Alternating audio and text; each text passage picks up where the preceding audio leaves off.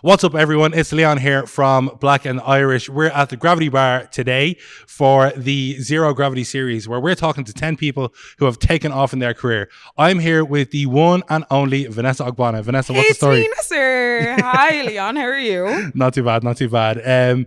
We wanted to bring you in and have a chat with you because you're someone who has essentially really taken off. Do you know what I mean? Your star has risen over the last few years, and we've been seeing you whenever we turn on our screens. You're there doing something. That's the plan. Exactly. So we're going to talk to you a little bit about the different kind of creative outputs that you've had over the last couple of years, from a chat show to hosting, to representing Ireland in sport, which is an absolutely incredible feat. But what we're going to do is we're going to take it back to the very start, and we're going to take it back to the humble days in Tramore in Waterford. What was it like for you growing up in Waterford? Funnily, I was not anything humble at that stage, which was a problem. But anyway, so yes, grew up in Waterford. I actually first moved to Ireland and started off in direct provision in Tramore.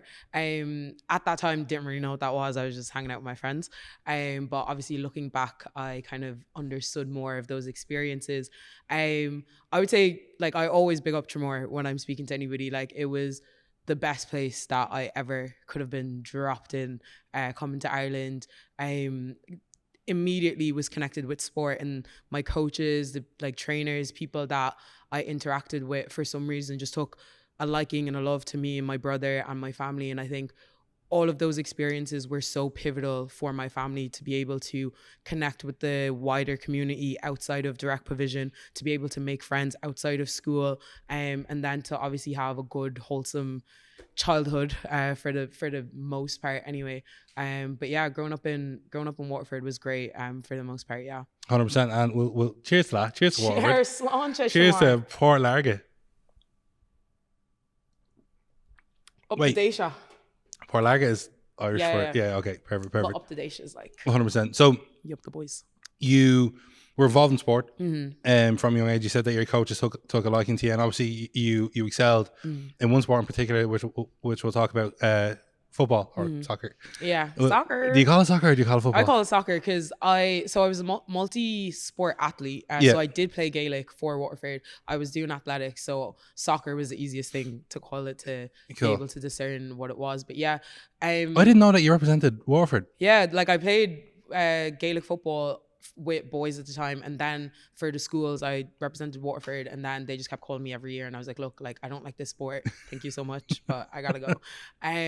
So I just really loved sport. I had a lot of energy, still kind of do, and I just tried anything. And like you said, like, soccer is the one that really stood out. Like, I was playing for up to 2 age groups older than myself. Like the team and the club like had a really good girls program at the time. We were doing great. When I was 15, I got called up to represent Ireland. I couldn't at the time because like I just came out of direct provision. I was a resident in Ireland, not a citizen. So I guess like that was the start of a shift in my footballing career. And I guess like that's what, like, nearly 10 years ago now. And it's crazy to say that it all kind of began there. But in my progress, I played for Cork City. I went to America under a scholarship because of my success in sport, and then came back to continue to play with Wexford Youth and DLR here in Dublin, DLR Waves here in Dublin. So it's definitely been a journey, with football, but it's that you've just zipped through and give us. I had to because it's a deep thing, bro. Like, it's deep, like it's a lot. So let's talk about your travels to America. Like you got brought over on scholarship. Yeah. Whereabouts did you go? I attended Oakland University, which is in Michigan. It was so amazing, but once again, I guess, when you're such an ambitious person, you're always thinking about what's next. And I think if I was looking back right now, I would tell myself to slow down. Because one thing about America, it's exactly what you see on TV. Like, it's very fast paced. You get this battery in your back and you think you can do everything. And to an extent you can, but I don't think that I really took in the experiences that I had at the time. Like, I really just wanted to be the best and wanted to do everything really quickly. And it was great for the most part, but I think I could have done better with that experience. Yeah. Sure. And then, coming back, you played for Wexford Youths, Yeah. DLR.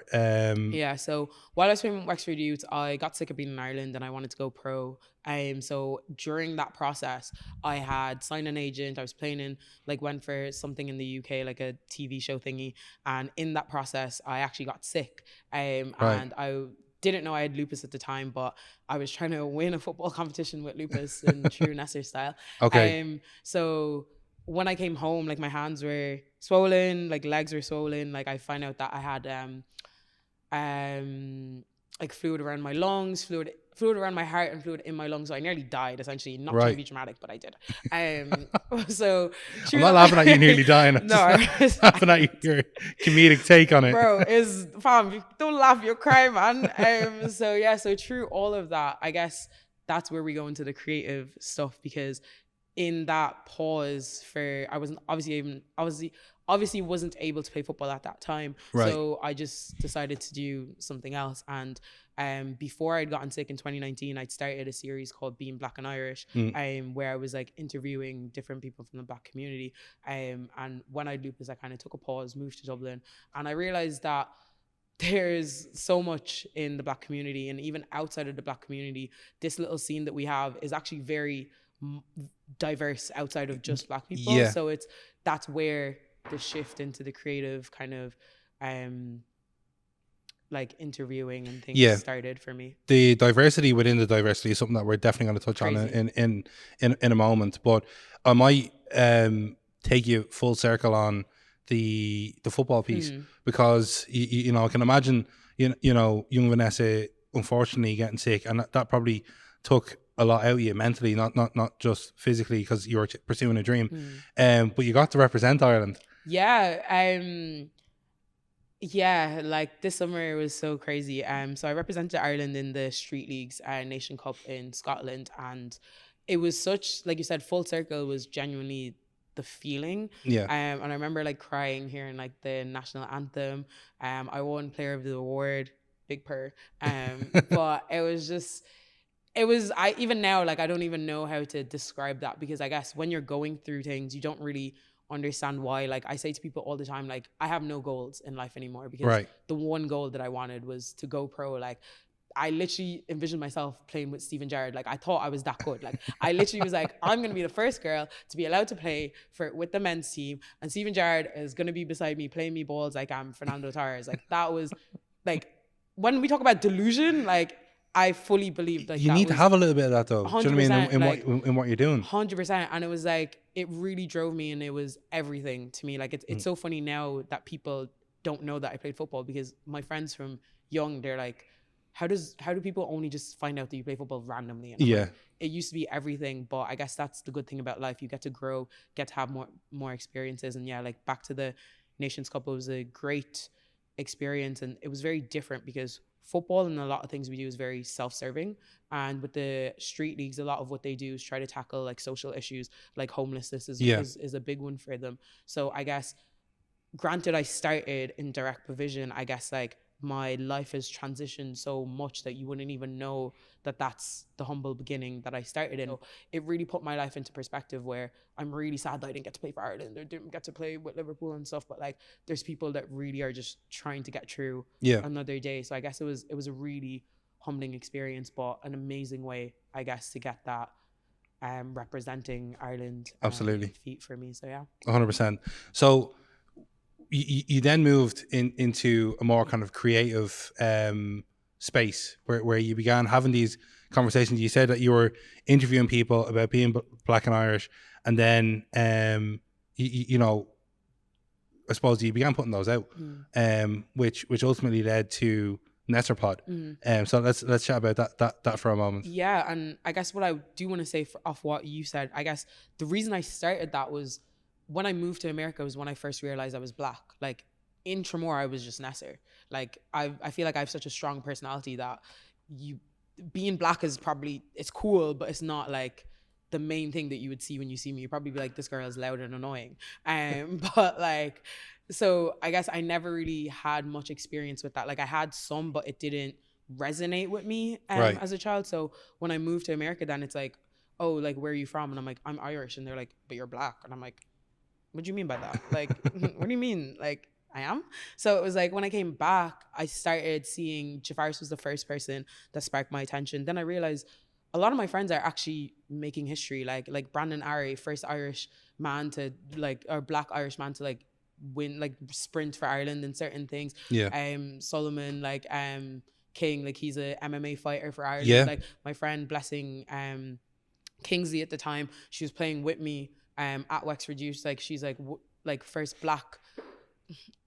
There's people give different things, but Blessing is the first like Black African girl to play for Ireland underage, right? Amazing. So it's like I'm just looking at these people. I'm like, you guys are amazing, but nobody is saying these things. So that's where I started from, and then it became Nesser Pod. And I guess disclaimer, it's not a podcast. But that's my fault, to be fair. Like I pretty much just did branding so badly because pod essentially was my pod, my space, but essentially podcast. No, and it makes sense when you put it like that. And when you see the conversations that you had, you did create a very safe space where people could share quite intimate moments of their life, and you know, talk about that, which was really refreshing for people to see. I know from a couple of episodes that I watched and from going on the pod, I found it very cathartic to talk about these things. So kudos to you, and like no, it was cool. But I think you've gotten over that rebranding piece. Yeah. So we got to the Nesser show. So essentially my goal is for the Nesser show to live on TV, right? And as a creative and doing things by yourself, a lot of these things are self-thought. So I had to go through those moments with Nesser Pod to understand what I actually want from this thing. And even now I'm still going through a lot of hurdles to try to figure out how best I want to portray this creative piece of mine, because the Nesser show is my baby. I'd say that's probably my first and foremost creation, and it's how do I want to do this and how does it fit in the market that we have, and how can I best amplify the voices that are on here, because I want people to get something out of it. Like I don't want you to just come and be like, oh, you're just talking to Nesser. Like no, like I want, for example, while you're on it to feel vulnerable, but I want the audience to feel that as well. And I think the setup and the way I do that and learning how to be a better presenter will do that better. So I'm still trying to figure out how well to portray this thing. Well, I think that is a deadly goal to have in terms of wanting it to be on TV. I think that's superb, and that would be huge. Do you know what I mean? For a space on you know, TV for people to come on and have those conversations, I think would be huge, and I think it would make a massive difference to people.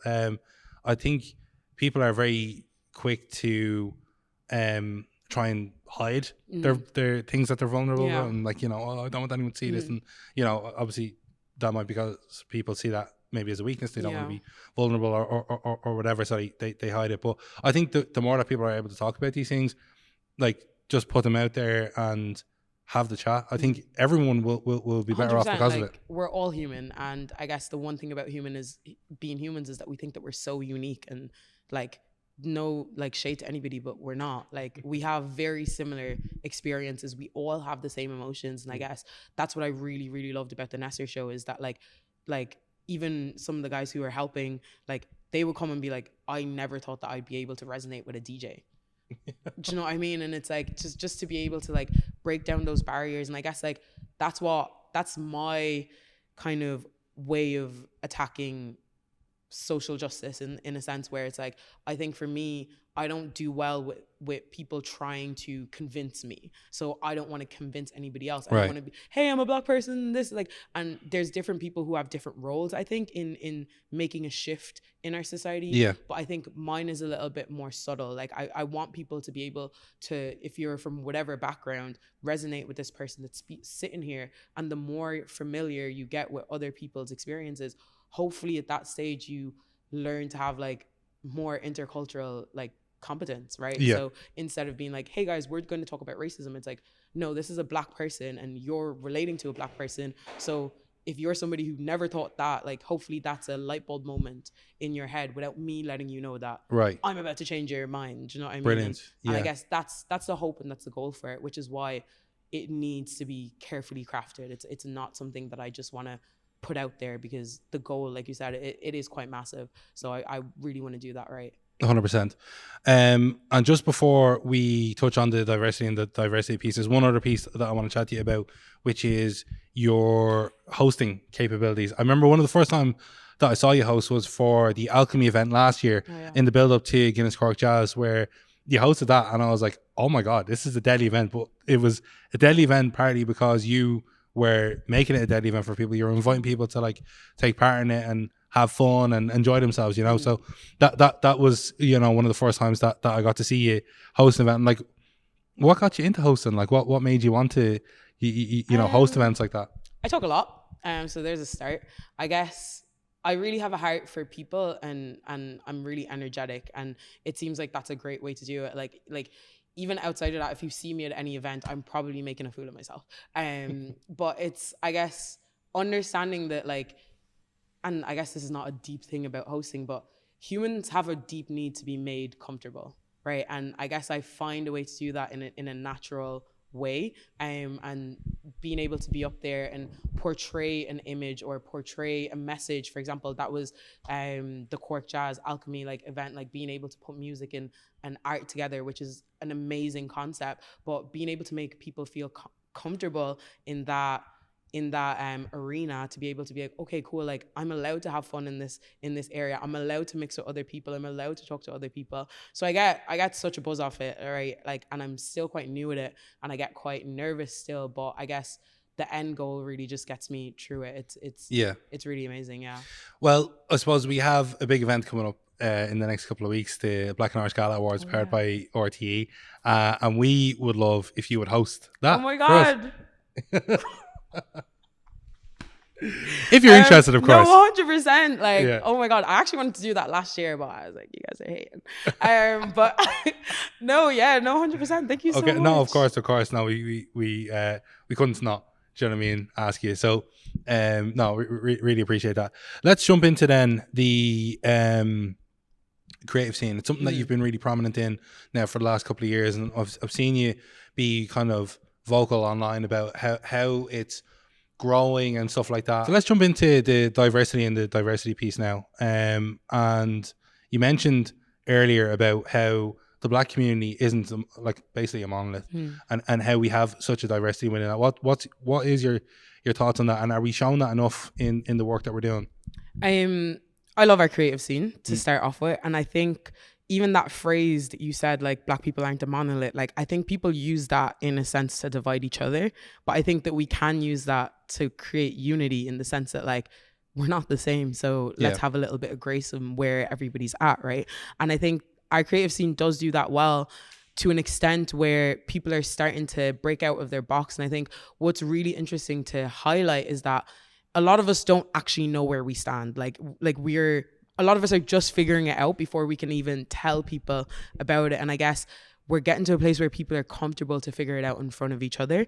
There's a lot of creative events going on. There's just diversity in events. And I think that's what I'm really loving, and the confidence of people to be able to be like, look, this is my idea, and it's not something that you've ever seen before in Ireland, but I'm gonna show it to you and let me know if you like it or not. And some people don't even care if you like it or not. They're like, yo, this is what I'm doing, and I like it, and I know that there's somebody gonna like it. And I think what's really important to note is that we are creating a market for ourselves. We don't have a market. Like, I think sometimes people think, if I just put this out, I can find people to do that. Like, no, like, you actually need to convince people that they might like this thing, because we've never seen it before, right? And I guess that's what people are really doing well. And I think the marketing piece is something that we're all finding out. Like, we're all trying to do a lot better. And I think it's bringing people into a space where they feel comfortable, where I might not like this event, but there's actually a plethora of events that I can go to express myself. And I think that's what I'm really loving, is that people are using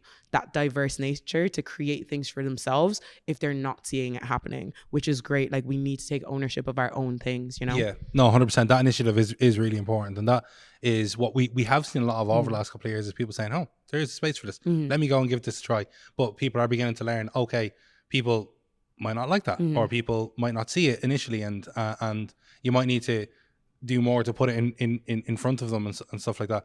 But I suppose to wrap up, where would you like to see the Irish creative scene in the next kind of 5 to 10 years?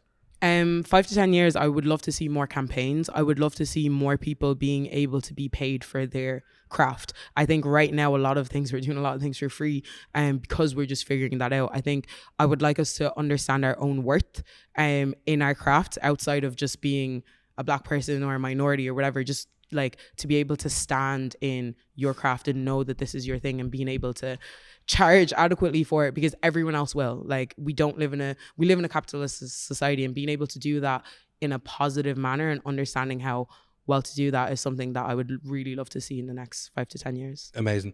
Well, look, Vanessa, thank you so much for coming on and Thanks having for a chat. having me. It's been absolutely wonderful. I'm really looking forward to you hosting the big awards now. Me too. Oh my God, thank you so much for that. I don't know why I just forgot that you told me that. Amazing. No, it's going to be fun. And look, see you on December 2nd. Thank Cheers. you. Cheers. Cool.